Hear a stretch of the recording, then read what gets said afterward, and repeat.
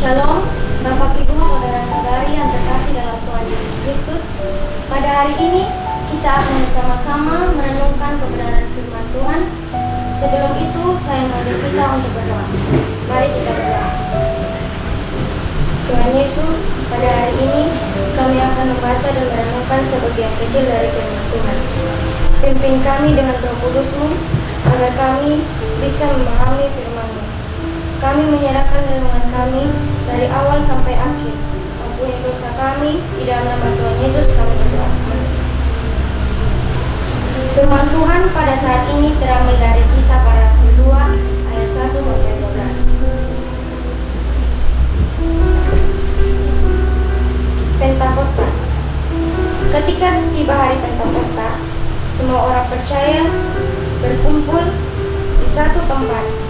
Tiba-tiba turunlah dari langit suatu bunyi seperti tiupan angin keras yang memenuhi seluruh rumah di mana mereka duduk, dan tampaklah kepada mereka lidah-lidah seperti nyala api yang bertebaran dan hingga pada mereka masing-masing. Maka penuhlah mereka dengan Roh Kudus.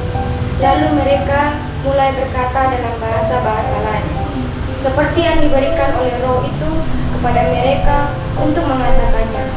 Waktu itu di Yerusalem diam orang Yahudi yang saleh dari segala bangsa di bawah kolong langit. Ketika turun bunyi itu, berkerumunlah orang banyak. Mereka bingung karena mereka masing-masing mendengar rasul-rasul itu berkata-kata dalam bahasa mereka sendiri. Mereka semua tercengang-cengang dan heran, lalu berkata, bukankah mereka semua yang berkata-kata itu orang Galilea? Bagaimana mungkin kita masing-masing mendengar mereka berkata-kata dalam bahasa kita sendiri, yaitu bahasa yang dipakai di negeri asal kita? Kita orang Partia, Media, Elam, penduduk Mesopotamia, Yudea dan Kapadokia, Pontus dan Asia, Frigia dan Pamfilia, Mesir dan daerah-daerah Libya yang berdekatan dengan Kirene, pendatang-pendatang dari Roma, baik orang Yahudi maupun penganut agama Yahudi, orang Kreta dan orang Arab.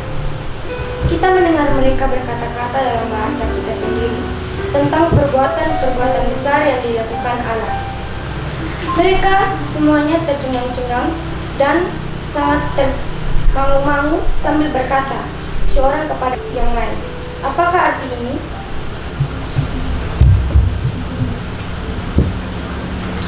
Judul perenungan kita saat ini adalah Roh Kudus datang. Bapak, Ibu, Saudara-saudari yang terkasih dalam Tuhan Yesus Kristus, saat itu adalah hari Pentakosta dan para murid seperti biasa sedang berdoa bersama-sama menantikan Roh Kudus. Saat mereka berdoa, itulah Roh Kudus datang dalam bentuk nyala api yang turun di atas kepala masing-masing murid. Tanda kehadiran Roh Kudus di dalam diri para murid bukanlah nyala api itu, tetapi apa yang terjadi kepada murid setelah Roh Kudus hadir di dalam diri mereka. Roh Kudus memberikan kuasa, kekuatan, keberanian untuk bercerita tentang Yesus yang hidup, bangkit dari kematian. Yesus yang adalah Tuhan Juru Selamat dunia.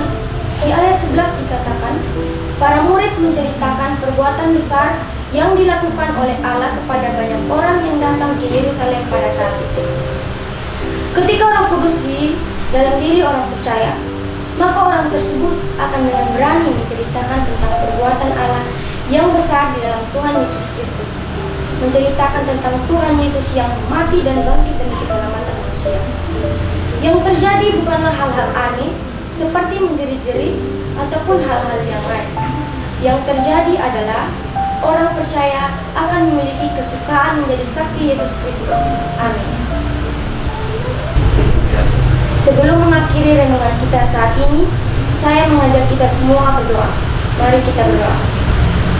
Bapa di surga, kami berdoa kiranya Roh Kudus senantiasa menolong kami untuk memiliki kesukaan menjadi saksi Yesus Kristus. Di dalam nama Tuhan Yesus Kristus kami berdoa. Amin. Demikian renungan hari ini. Terima kasih atas kebersamaan kita. Tuhan memberkati. Shalom.